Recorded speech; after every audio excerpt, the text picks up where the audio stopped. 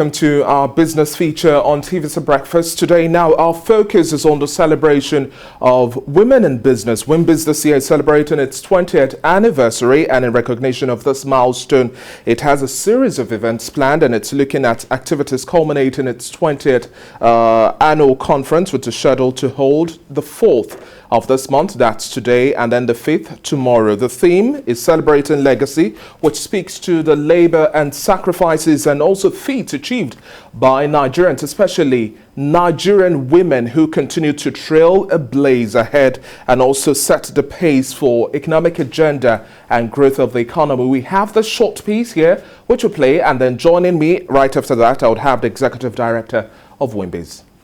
Business picked after attending my first WIMB annual conference in 2018. Chizoba, my friend, invited me and we attended the conference together. Since then, I have tried not to miss any WIMB events and I've attended all conferences till date. I even facilitated a roundtable session on real estate investment in 2019. I look forward to attending this year's annual conference. Please join us, and my personal tip is to catch as many breakout sessions as you can. I heard about WIMB years before I actually attended my first conference. Sometimes I wonder why I didn't join sooner. I think I just reached that point in my life where I needed to see women that were running their businesses or had careers and were raising their families at the same time. So don't get me wrong, my mom was a fantastic example, but I needed people that were going through what I was going through now, and how that applied to my life as of right now. 3 things WIMB taught me. The first one was to be more deliberate about changing my status quo.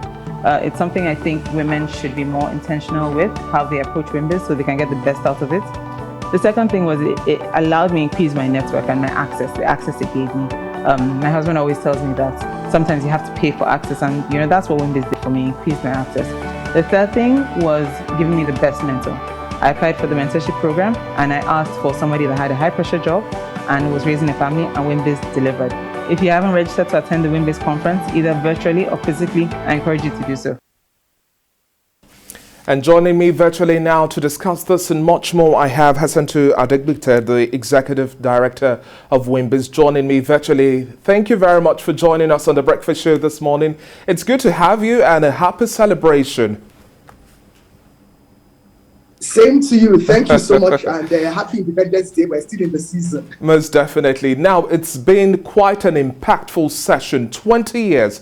Tell us about the early phase of WIMB and what has been that driving force that has led to the successes you've had over the past 2 decades. That's quite a milestone, not an easy feat, so many would say.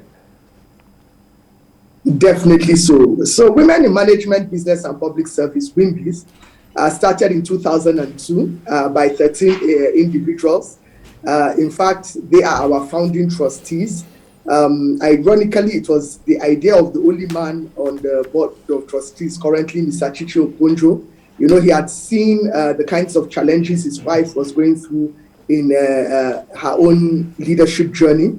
And he also attended a conference in South Africa, a women's conference. And when he came back to Nigeria, he was able to meet his then boss, Dr. Omobola Johnson, and sort of shared the idea of having an organization and a forum where women in leadership can not just be developed, mentored, advocated for, but can also an organization that can serve as a catalyst to be able to motivate and increase and inspire women to serve in leadership positions in business management and public service.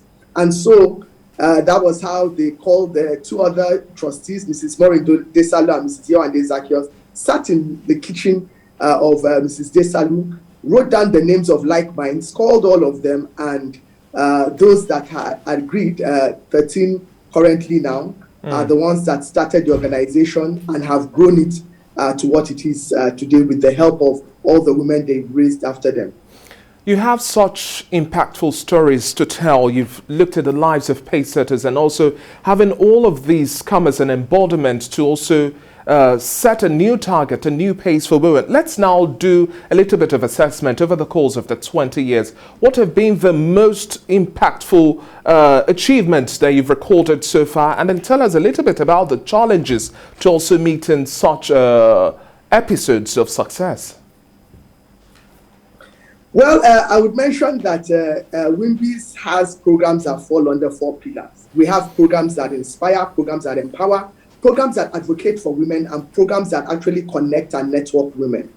And in terms of successes, I would say that most of the programs that empower have recorded a lot of successes. Our mentoring program, our Women WIMB Capital, which is a training program for female entrepreneurs. We also have our programs that are around women on boards and so on and so forth. But I would say that our mentoring program has been one of the strongest programs that has run for over 12 years.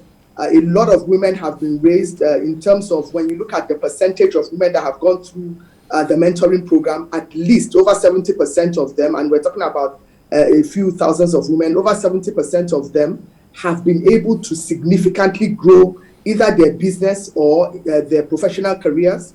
We have so many success stories, and a lot of you will be seeing some of them already on social media, and a number of them unfolding throughout next year, because we will be talking about our WIMB story at the conference. And just to say that the conference is actually November 4th and 5th this year, not today.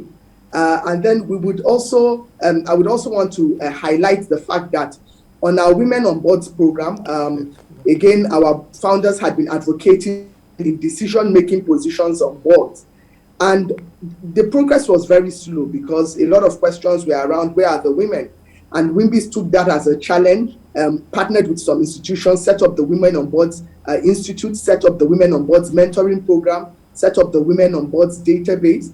And we have seen significant growth. At least about 15% of the women that have passed through these programs have either increased their capacity and are serving on boards or have been placed on boards.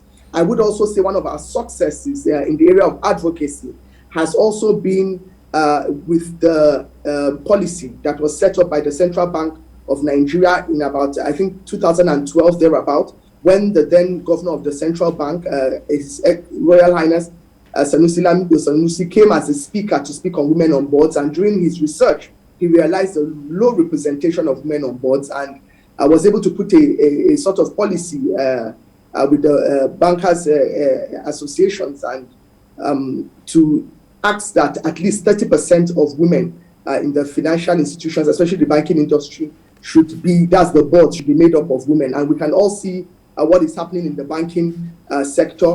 We have about 8 women already heading banks. That was unheard of before. We have women that are chairmen of banks. And so those were some of the fruits for advocacy in that regard. I mean, I can go on and on. The women that have been inspired at WIMB's annual conferences, some countless numbers. And I must mention that our successes are both tangible and intangible. And we have so many stories that are coming out in this time.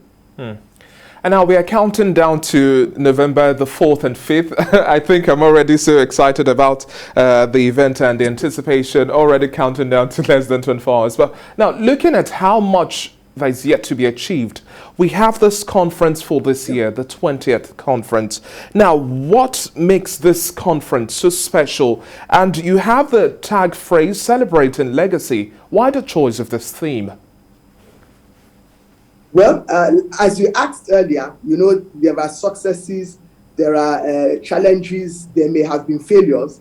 But one of the things I would say is that WIMB is still standing. We're not just standing. We have planted seeds all over the world, especially in this virtual reality. And these seeds have begun to germinate fruit.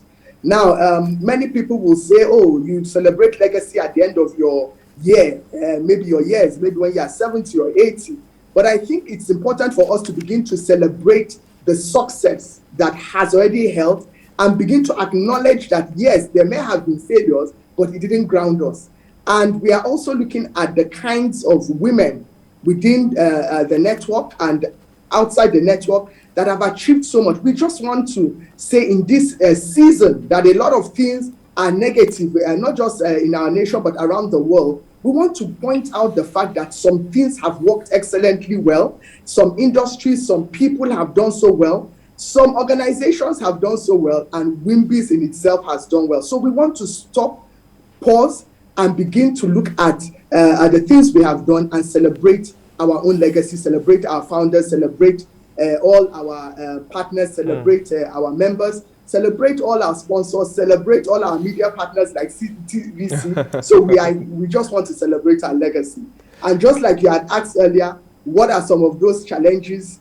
Of course, we acknowledge so many of them, funding, developmental challenges, and so on and so forth. But even at that, we just want to celebrate the fact that we are still standing. And talking about the celebration as well, we are looking at a hybrid event. Now, so many would ask, what's there to expect in this frame of such a hybrid nature? And then this is also the very first time we are also having the pre-conference event. So there's a whole lineup of activity building the momentum until the D-Day.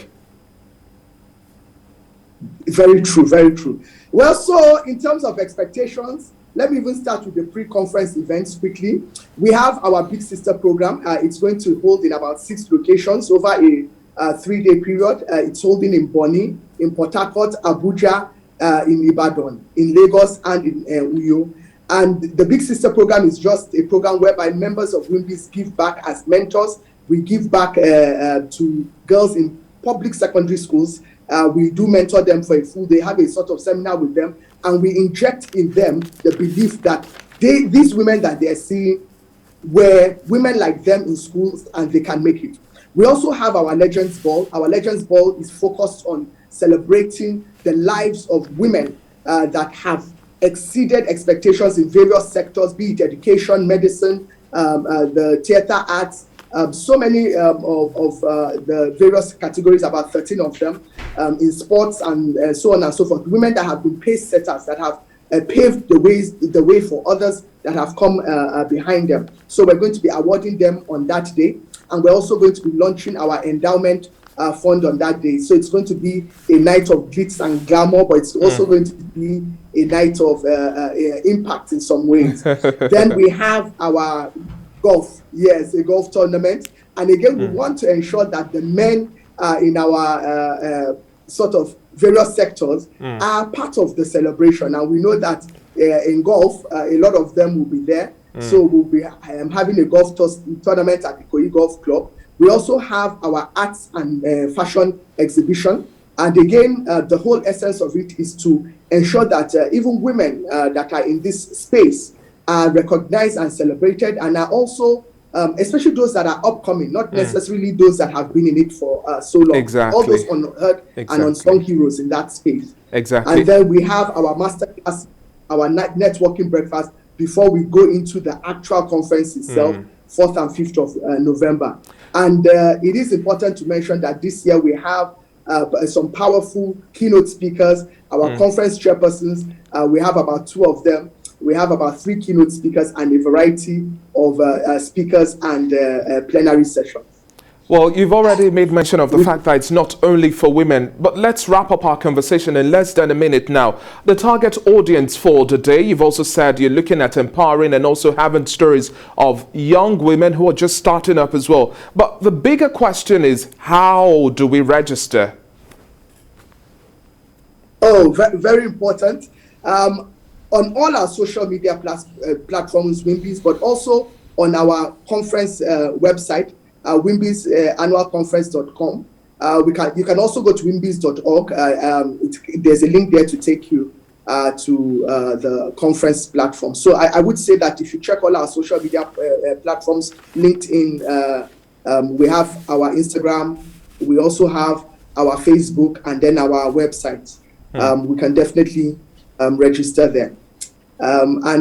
Please, we do have some star speakers. Dr. Ngozi Okundrela is one of our keynote speakers. We have our conference chairpersons, Chief Folake Sholanke. We also have Lady Maiden Ibrum as our conference chairpersons.